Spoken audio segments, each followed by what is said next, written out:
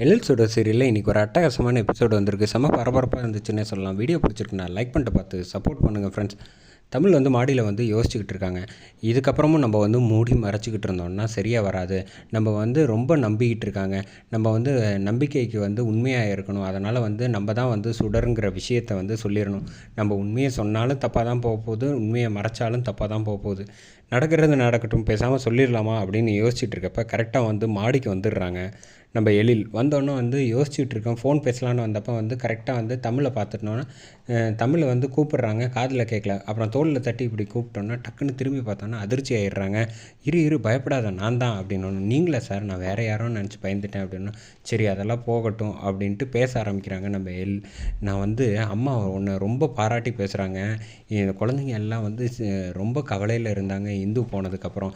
இப்போ நீ ரொம்ப அருமையாக குழந்தைங்க எல்லாரையும் பார்த்துக்கிற, கேர்டேக்கராக நீ தான் ரொம்ப பெர்ஃபெக்டாக இருக்க. இதை நான் எதிர்பார்க்கவே இல்லை. நீ நல்லபடியாக பார்த்துக்க மாட்டேன்னு சொன்னது என்னோட தப்பு. Very good caretaker. அது மட்டும் இல்லாமல் குழந்தைங்க இந்து இருக்கிறப்ப எவ்வளோ சந்தோஷமாக இருந்தாங்களோ அதே சந்தோஷத்தை இப்போ இருக்க ஆரம்பிச்சிட்டாங்க. இப்போ நான் இல்லைன்னா கூட அவங்க இருந்துப்பாங்க. ஆனால் நீ இல்லாமல் இருக்க முடியாதுங்கிற லெவலுக்கு நீ குழந்தைங்கள நல்லா புரிஞ்சுக்கிட்டு நல்லா பாசமாக இருக்க அப்படின்னு சொன்னப்போ, அதனால் என்ன சார், நான் தான் தப்பு பண்ணிட்டேம்மா அப்படின்னு பேசுகிறாங்க. இல்லை சார், போக போக குழந்தைங்க உங்களையும் புரிஞ்சுப்பாங்க அப்படின்னு. இல்லை, இந்து போனதுக்கப்புறம் திடீர்னு எனக்கு என்ன பண்ணணும், ஏது பண்ணணும், குழந்தைங்களை எப்படி கவனிக்கணும்னு தெரில. இருந்த வரைக்கும் அவளே பார்த்துக்கிட்டாலாம். நான் பெருசாக கண்டுக்காததுனால தான் நான் ரொம்ப ஸ்ட்ரிக்டாக இருந்தால் குழந்தைங்க எல்லோரும் கரெக்டாக இருப்பாங்கன்னு நினச்சிட்டேன்.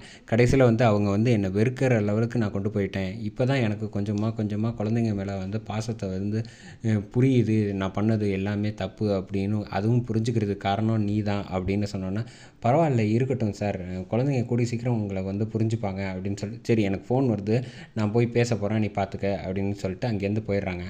அடுத்த நாள் காலையில் டக்குன்னு ஃபோன் பண்ணி வேலு எல்லாம் ரெடி பண்ணிகிட்டு இருக்காப்புல. அப்போ கரெக்டாக உள்ளே 4-5 பேர் போலீஸ் வராங்க. உள்ளே வந்தோடனே வீடு ஃபுல்லாக எழில் வீடு ஃபுல்லாக தேடுறாங்க. தேடினப்போ என்ன ஆச்சு அப்படின்னு கனகவள்ளி பாட்டி கேட்க ஆரம்பிக்கிறாங்க. கேட்டப்போ தான் தெரியும், இந்த மாதிரி தமிழ்னு உங்கள் வீட்டில் ஒருத்தங்க இருக்காங்களா அப்படின்னோன்னா, ஆமாம், அவன் ரொம்ப தப்பான பொண்ணு அப்படின்னு சொன்னோன்னே, என்ன சார் சொல்கிறீங்க, அவள் அப்படிலாம் பட்டவ கிடையாது அப்படின்னோன்னா, தமிழை பற்றி தப்பு தப்பாக சொன்னோன்னா இவங்க அதிர்ச்சி ஆகிடுறாங்க. அப்படியா, அச்சோ அப்படின்னு சொல்லிட்டு உடனே ஃபோன் பண்ணலான்ட்டு ஃபோன் பண்ணுறாங்க எழிலுக்கு. எழில் அங்கே வேலை செஞ்சுக்கிட்டு இருக்காங்க. அப்போ தான் மனோகரி வராங்க. என்ன பண்ணி வச்சுக்கிட்டு இருக்க தெரியுமா, முதல்ல டிவியை போட்டு பாருன்னொன்னே, தமிழை பற்றி தப்பு தப்பாக ஃபோனில் டிவிலெல்லாம் வருது. அதை பார்த்தோன்னே என்ன இவ இப்படிப்பட்டவளா அப்படின்னோன்னா, அச்சச்சோ, அழைச்சிட்டு போயிருக்காளே அந்த நம்ம 4 பசங்களை, என்ன பண்ணுறது அப்படின்னு கேட்குறப்ப நீ ஒன்றும் கவலைப்படாத, நான் இன்ஃபார்ம் பண்ணிடுறேன் அப்படின்னு சொல்லிவிட்டு மனோகரி பெர்ஃபார்மன்ஸ் பண்ணிகிட்டு இருக்காங்கன்னு நடிச்சிட்டு, உடனே அந்த சமயத்தில் கரெக்டாக கனகவள்ளி பாட்டி எழிலுக்கு ஃபோன் பண்ணி, இந்த மாதிரிலாம் சொல்கிறாங்கப்பா, எதுவாக இருந்தாலும் நீ சீக்கிரம் போய் பாரு அப்படின்னோன்னே, நீ ஒன்றும் கவலைப்படாதம்மா, நான் நல்லபடியாக சீக்கிரமாக அழைச்சிட்டு வந்துடுறேன் 4 பேரையும் அப்படின்னு சொல்லிட்டு இந்த பக்கம் எழில் வச்சுட்டு ஃபோனை வச்சுட்டு டக்குன்னு கிளம்பி போகிறாங்க. வேலு ஃபோன் பண்ணி அந்த ஆளுங்க 4-5 பேர் செட் பண்ணி வச்சுருக்காங்கல்ல நாடகம் பண்ணுறதுக்காக, அவங்க எல்லாரையும் போக சொல்லிடுறாங்க. கரெக்டாக காரை ஃபாலோ பண்ணிக்கிட்டு இருக்காங்க. இந்த பக்கம் காருக்குள்ளே குழந்தைங்க எல்லாம் கூட ஜாலியாக தமிழ் பேசிகிட்டு இருக்காங்க. அஞ்சலி பாப்பா, உன்னோட பர்த்டே என்னன்னு நான் கண்டுபிடிச்சிட்டேன் தெரியுமா அப்படின்னு. எப்படி கண்டுபிடிச்ச, பொய் தானே சொல்கிற அப்படின்னு. நான் ஏன் பொய் சொல்ல போகிறேன் அஞ்சலி, நான் நிஜமிலேயே கண்டுபிடிச்சிட்டேன், நீ ஒன்றும் கவலைப்படாத அப்படின்னு சொல்லிகிட்டு இருக்காங்க. உனக்கு சர்ப்ரைஸ்லாம் வச்சுருக்கேன் தெரியுமா, என்ன சர்ப்ரைஸ் இது அப்படின்னு. அது உன் பர்த்டே அன்றைக்கி தான் நான் கொடுப்பேன், இப்போல்லாம் கொடுக்க மாட்டேன் அப்படின்னு சொல்லிகிட்டு இருக்காங்க. சரி, ஹோம்ஒர்க் பண்ணிட்டியா அப்படின்னோன்னே, காவியா ஹோம்ஒர்க்லாம் பண்ணிட்டா, ஆனால் டெஸ்ட்டுக்கு தான் படிக்கலை அப்படின்னு சொன்னோன்னே, ஏன் படிக்கலை, பரவாயில்ல விடு, இது ஒன்றும் பெரிய விஷயம் இல்லை, எக்ஸாமுக்கு படிச்சுக்கிட்டா போகிறோம், இனி போனால் போயிட்டு போகுது அப்படின்னு என்கரேஜ் பண்ணிகிட்டு இருக்காங்க. கவினை நிறைய மார்க் எடுக்க வைக்கிறது என் பொறுப்பு, நான் சொல்லியிருக்கேன், அதனால் இன்னும் கவின் நல்லா படிப்பான் அப்படின்னு சொன்னோன்னா அபிலேருந்து எல்லோரும் சிரிச்சுக்கிட்டு இருக்காங்க.